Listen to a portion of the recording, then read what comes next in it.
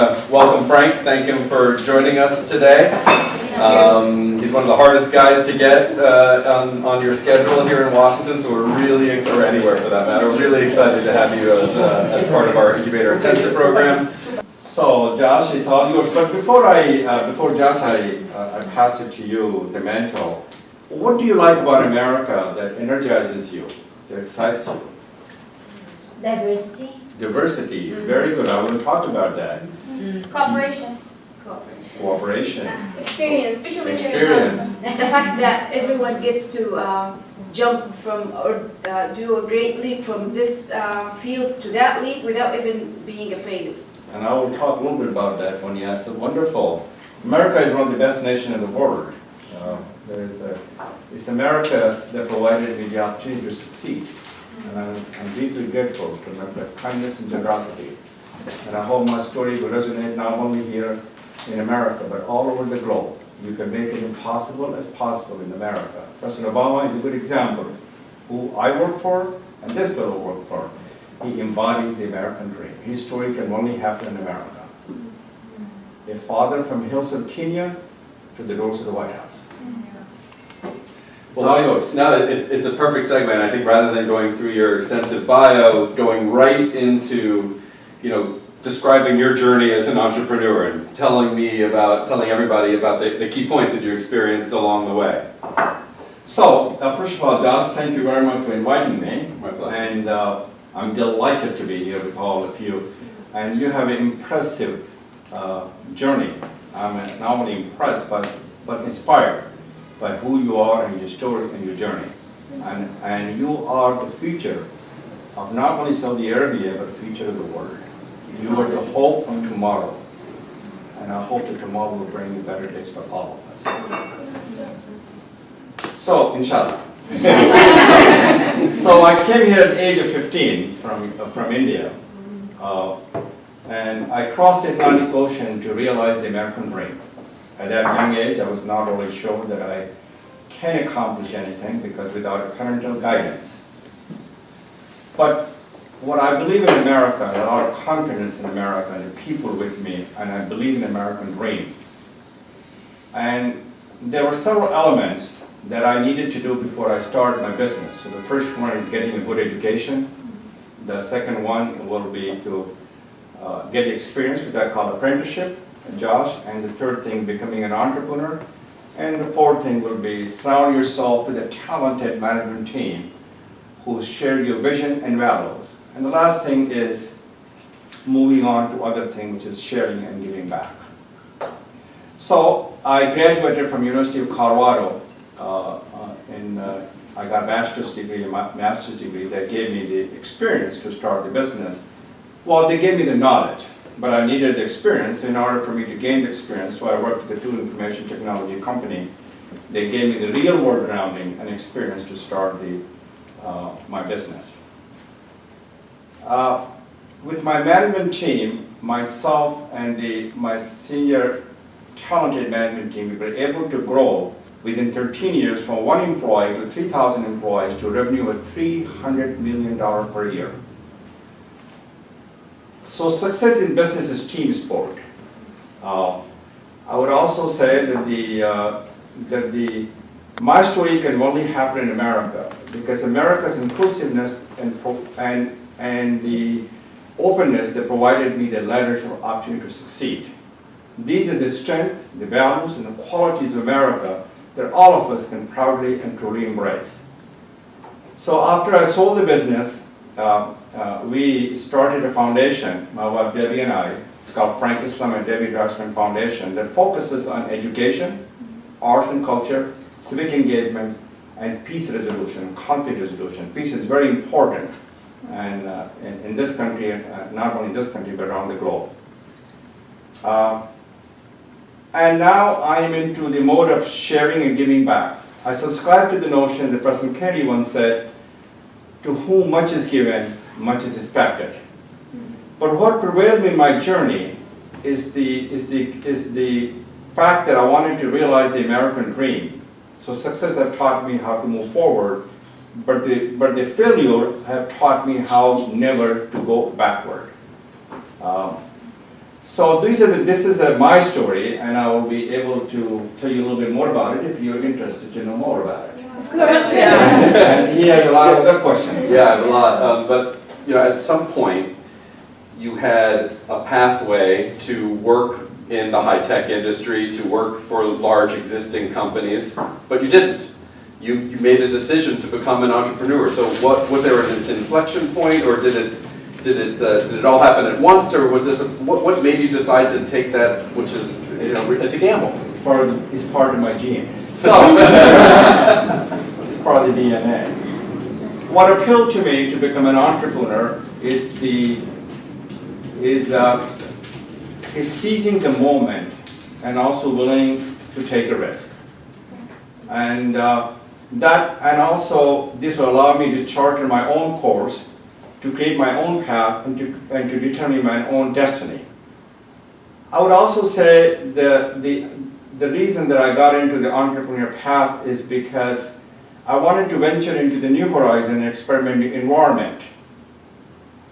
I also want to create something from the scratch and building it to a large enterprise. The sheer thrill and challenge and the opportunity that I would never had if I worked with somebody else. And I believe that the entrepreneurs believe very strongly that where the other people see as a challenge, often the entrepreneurs see as an opportunity. And entrepreneurs are made, not born. It's a true statement. And so that's the reason. If I could have taken the easy path, Josh, is by working someone else. But at that time when I started the business, back then, there was a recession in 2007. Before that, as you know, I'm sure you're old enough to remember, large business was cutting, and also they were downsizing. So at that time, I didn't think it was risky for me to start the business, and my wife has always been a steadfast supporter to me. I know we got a paycheck coming, so we don't have any problem at starting the business. By the way, I bought this business for $45,000. I mortgaged my house. I forgot to tell you that. And then I created that venture of $300 million per year, and then I sold it for several $100 million. So that's the reason I did that. So you said you were brought up in India until you were 15, and then you came to the United States, and then that's what kind of made a lot of this happen. I mean, is there something, you mentioned that the United States is the greatest country in the world, but entrepreneurship, we haven't cornered the market on entrepreneurship. Is there something from your upbringing in India that actually you think contributed to your success? Or was it all exposure to the culture in the United States that did it? Well, so I will take your last question first, Right. and then I'll talk about the culture of the United States. My family, my faith, which is the Muslim faith,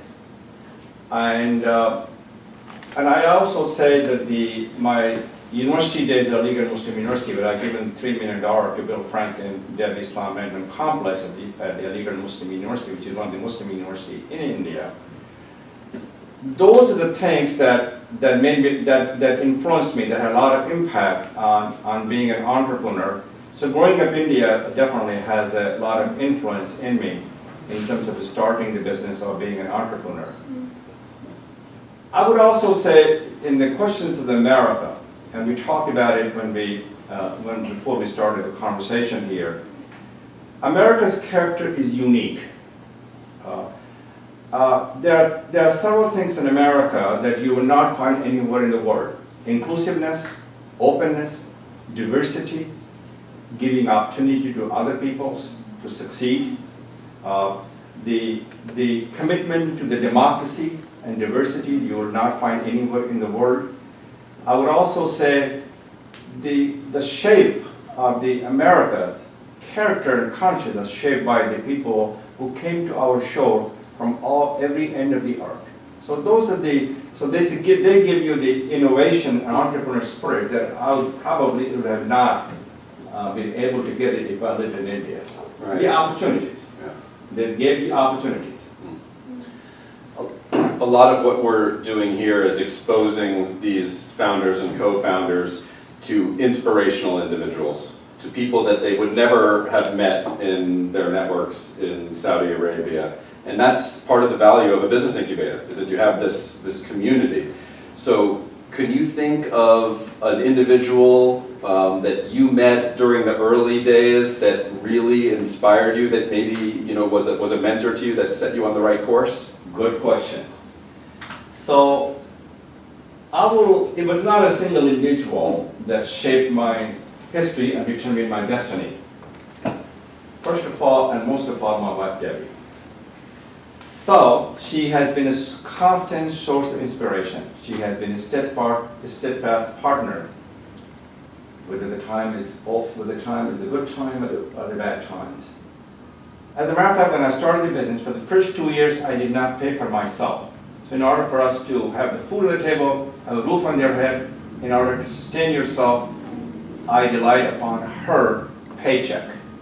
So it was a difficult and dark and desperate days of our life. So I would say that she had been a constant source of inspiration to me. Number two, you talk about the individual. So before I started the business, I worked for Halcyon Corporation, and there was a fellow and who was my boss, who became also vice president of my company. So I hired all the good people that I work for, which is a good thing to do. You need to hire the people who you know and you trust. So he was my mentor, and he told me all about the government contracting. But one of the things he told me, he said that you can go out and start the business because you got the right stuff. The third thing I will say is my management team. I had a confidence in them. They supported me, they guided me, and they helped me. So those are the people. It's not a single individual. It's a several here involved. So the skills that you learn and need to succeed as a young entrepreneur starting a business, and the skills you need to run a large-scale successful business are different. But is there anything that you learned as an entrepreneur just starting to build something that you think carries over to the kinds of skills you need to be a successful CEO to actually run a large organization? Well, being an entrepreneur, I would say I've learned a lot being an entrepreneur. I would also say I viewed every day as a learning experience. I would say that the things that made me successful into the business, which is what you're asking, Josh, is the several things. But the most important thing, that think small to win big. That was my mantra for a long, long time. And also, you have to create a niche differentiation. You have to have a niche compared to your competition. And also, you have to have a core capabilities. You have to have what I call a core competency. And also, the third thing that was important to me in terms of succeeding in business was the past performance. If you have a past performance, if you've done a good job for your customer, they will give you a good reference, so you can get a new job, you can acquire a new opportunity, and you can also acquire the new customer. And the last thing is the satisfaction to the customer. So those are the things that really, what I consider made me successful in business, but think small to win big. That was my mantra for a long, long time. Yeah. Still here in education and in health and in workforce development, and a lot of them are using digital platforms in order to deliver on these new businesses. It's a very crowded marketplace out there, and there's a lot of competition. And the question is what advice do you have for these entrepreneurs on how they can actually stand out, how they can beat the competition, how they can, really kind of come to the table with something very new that consumers are really interested in? Any advice on that front? I'm not good in giving advice. It's contrary to my belief. But since you asked, so I'll give you several advice. Several. Be the best you can be. Exploit your fullest potential. I would also say that to each and every one of you, make it your own journey. My Frankenstein journey is the Frankenstein journey, Bill Gates' journey is the Bill Gates' journey, and also Stephen Jobs' journey was the Stephen Jobs' journey, but make it your own journey. That's the advice that I also give you. Also, stay true to yourself. and that's a very important advice, and it's a mantra that I've used it many times. Surround yourself with the talented people who share your vision, your values, and pay them well, listen to them, learn from them, make them as a part of your organization, and make sure you listen to them, and give them energy, and give them a gas, and they will do the wonders for you. They do. But surround yourself with the best talented people. Also, I would say that chart your own course.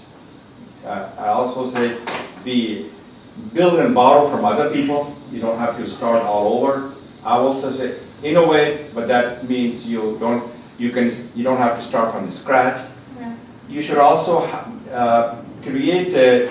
you should have a product that has a good, of course you have to have profit, but you can promote it, you can differentiate the market, you have a people, and also the price. So those are my 6 P's for that too. So those are the things that I would do, but I would also say that aim high, work hard, and pursue your dream. I would also say that when you're successful, help other people to succeed. I would also say to you that you are the future of Saudi Arabia. You are the future of the world. If you succeed, all of us succeed, Saudi Arabia succeed, and the world will succeed. So, No pressure. what did you say? No pressure. No pressure. Who said that?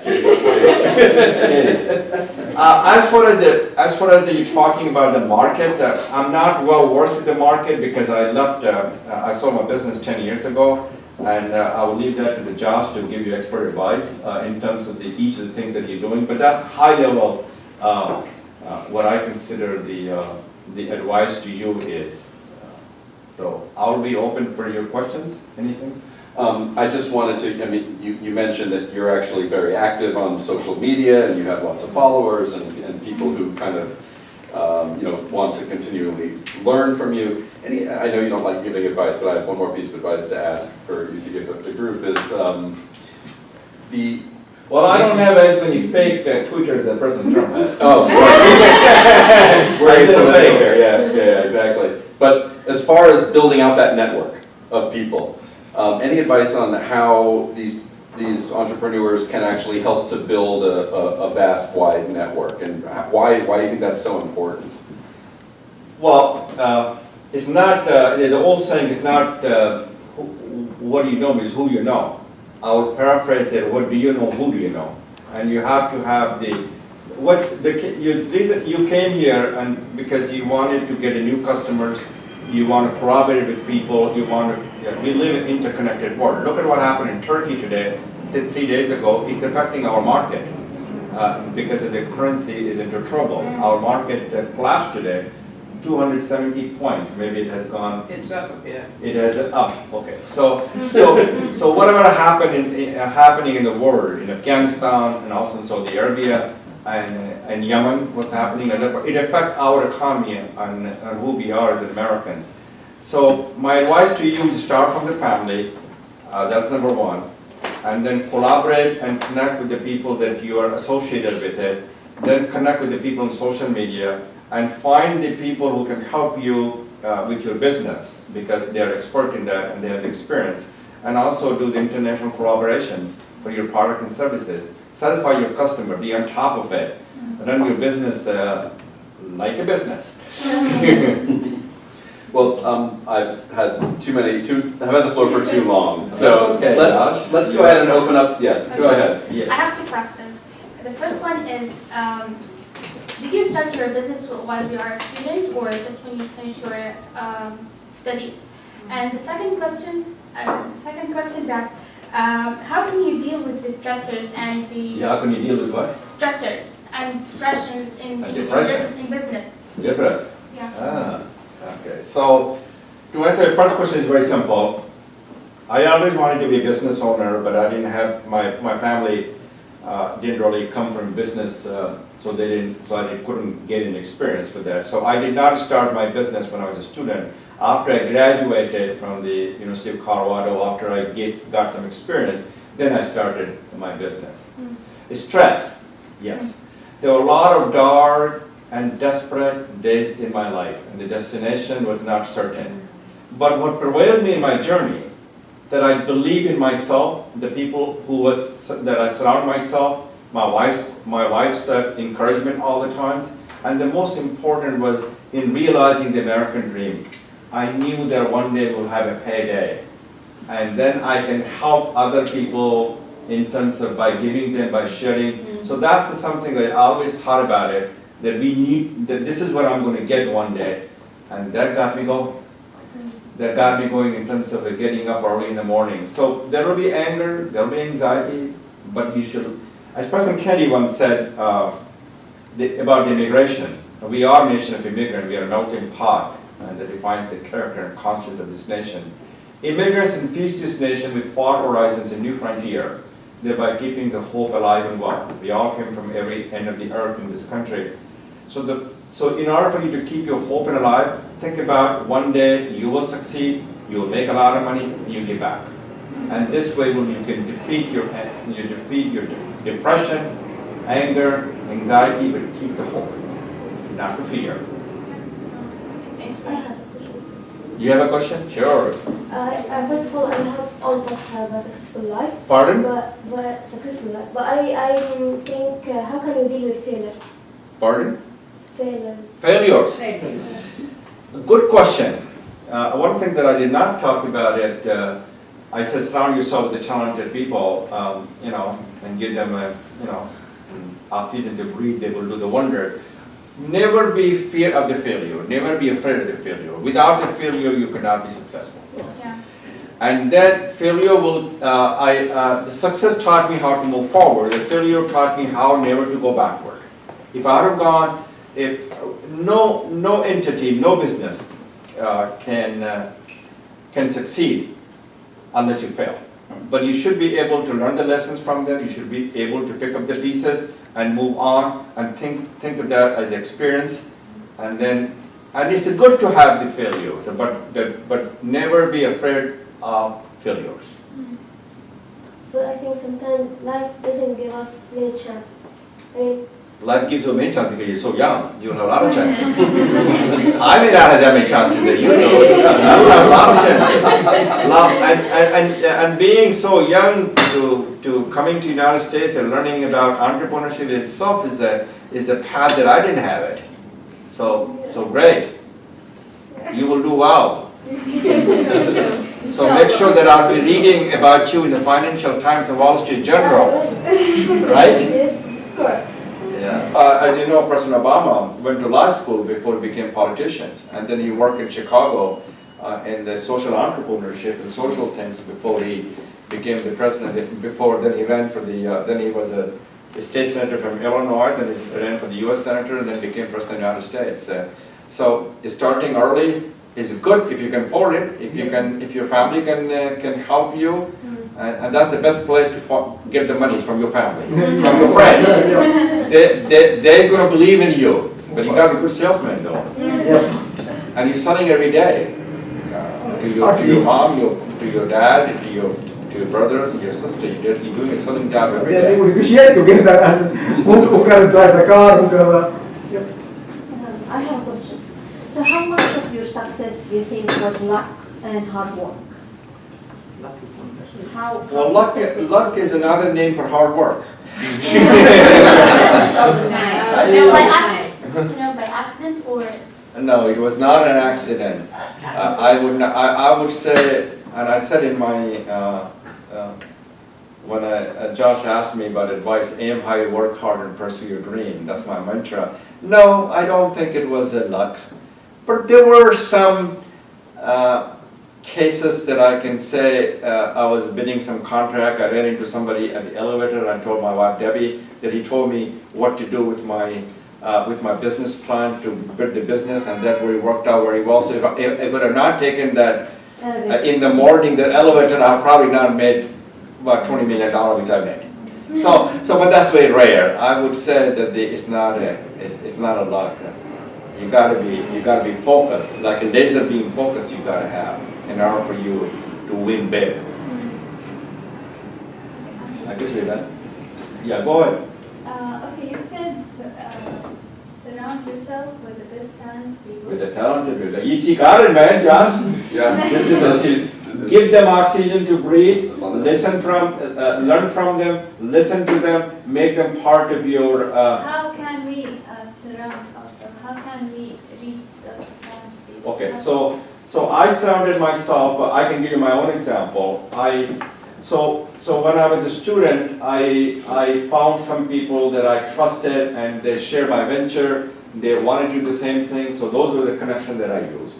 I saw when I worked for somebody, and I told to the Josh, I was able to, my mentor, my business associate, and I hired all of them because I knew they were really good. So this is how you surround yourself with talented people. And you live in an interconnected world, so once you know one person, they will refer you with another person, and this goes on and on. And this way you can surround yourself with the talented people. But give them every means. Pay them well. They're part of your family, and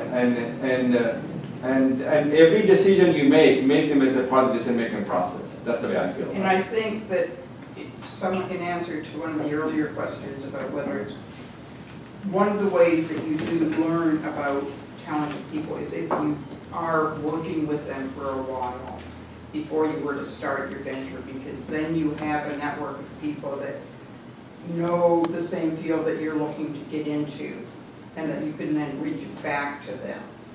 So that is one advantage if you do go out and work in whatever field you're looking at getting into, is that if you work with the people for a while, you've established connections with them, you learn some of the practices in that field, that if you do start the business right out of school, you don't have that avenue.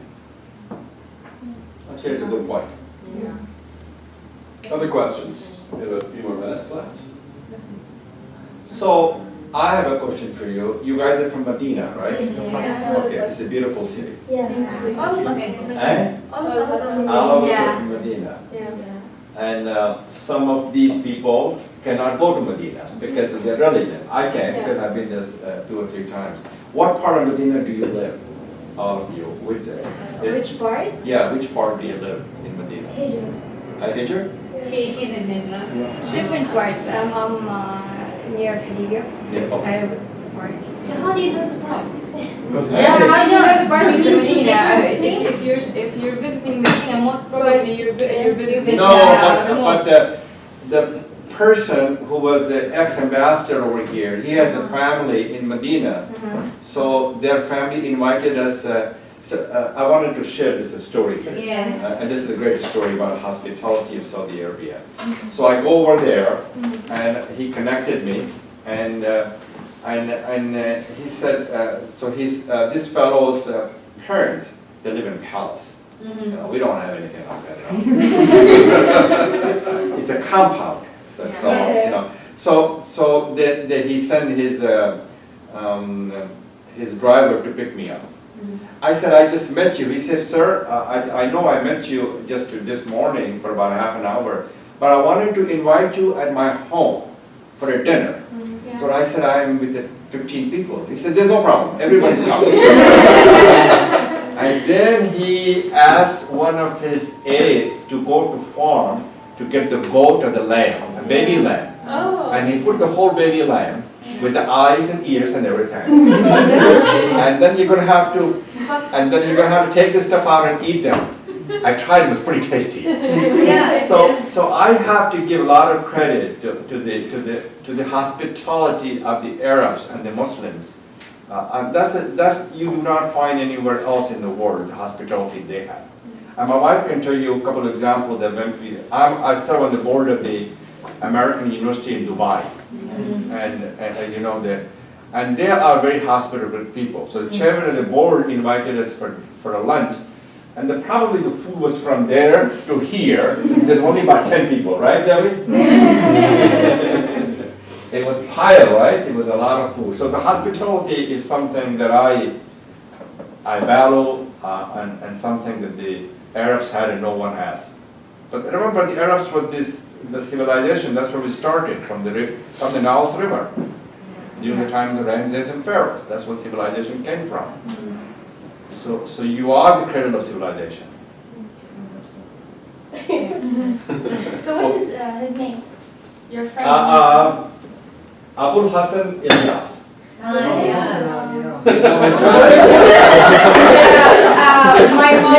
My mom is, her name is Atma Ilyas. So, but in the Medina there is three family members with a family name. Okay, so he lives in a big compound. He has a Wasn't he the mayor? his father, he was the mayor of the Medina also, of the deputy governor of Medina.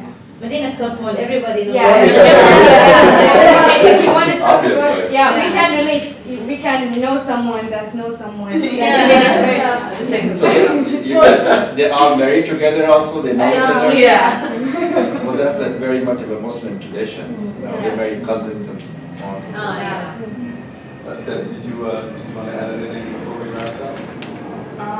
Just one comment, well, they probably don't have time anymore, but both of Frank's books are actually kept in the library upstairs. Oh, excellent. Well, they're here for a few more days, so did you hear that, everybody? Yeah. Both of his books are actually upstairs in the library. Oh, that's nice. So if you can read them in 2 hours, we'll try to share them for everybody. Can we have a PDF copy? Pardon? PDF. Yeah. I can send it to you. Digital one. Here's my card, I will send it to you. Yeah. Electronic? Yeah. Yeah, I can send it to you. Or Frank, would it make more sense to provide Halcyon with the copies? I can do both. Yeah, I'd be more than happy to distribute it to the Yeah, if you group. send it to me, I'll send it to you. Thank you. So how long you guys will be here? For 3 days. 3 more days. That's right. Yeah. And then you going anywhere else beside this place? Straight back to Go back to Medina.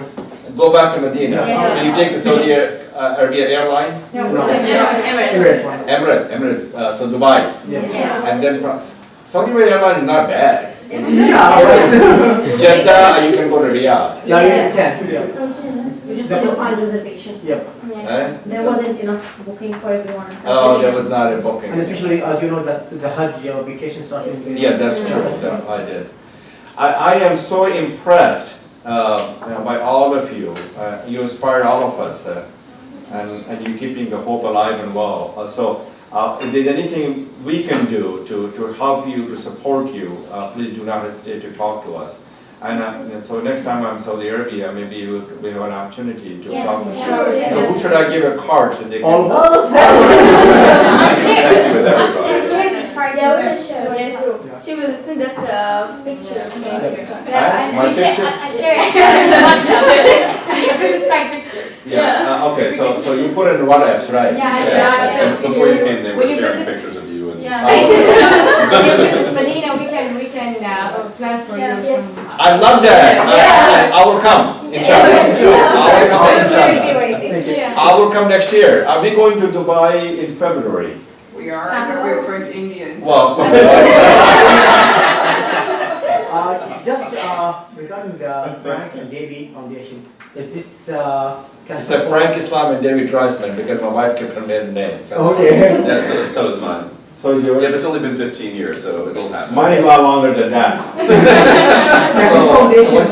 Can this foundation support our venture for fundraising or something? Okay, so you have a good question, but I wanted to, first of all, any entity which is not tax exempt by the United States government, that's IRS, we cannot support it. That's number one. Number two, it has to focus on education, which is and not a business venture, but also arts and culture, and also the conflict resolution and civic engagement, because we have a citizens deficit in our country to engage the people in the civic engagement, which is very important. In order for you to fulfill your responsibility, as President Kennedy once said, you got to engage, you got to vote, and you make sure you can become a change agent. So unfortunately, I cannot do that. But you know, Saudi Arabia is a pretty rich place. They don't need my money. All they need is our advice. Yeah. our advice. Yeah, of Yeah, course, of it's only working with Well, other. But we need, yeah, you're expert. Yes, yes, and I'm willing to give you free of charge. There's no, Thank you. and I'll pay my own to come over there, so you don't have to pay for that. Let's So, all so thank. you go to Medina University? Taiwan University. Taiwan. Yeah, that's it. I've been there. I know where it is. Yeah. Yeah. Let's all thank Frank for his time. Yeah.